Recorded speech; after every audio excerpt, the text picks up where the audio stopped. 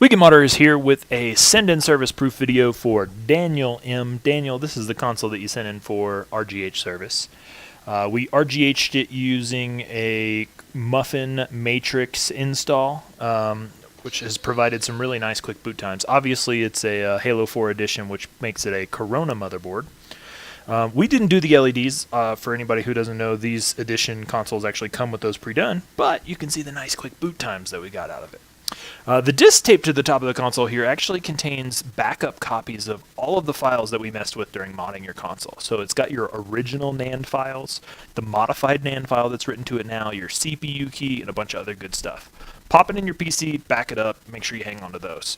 We've got Freestyle Dash, Dash Launch, XEX Menu, and Aurora Dash all pre-installed on the console. As you can see here, it's started up directly into Freestyle Dash.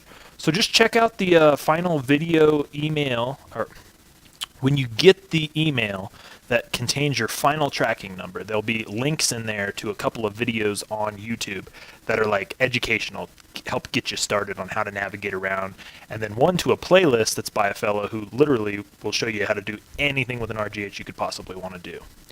So this particular console has also been done as a post-pay, and for anybody who's watching that doesn't know what that's about, it means that rather than prepaying for the service or sending money with the console, this customer's elected to not pay until I've posted this video showing that the console is modded.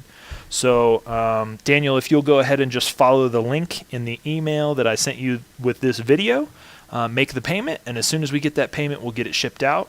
You definitely want to get that done before Saturday, though, because I am leaving. Actually, you want to get it done on Friday at the very, very latest, because I am leaving Saturday to go out of town for like a week. So nothing is going to ship next week. I'm actually going to close the store down.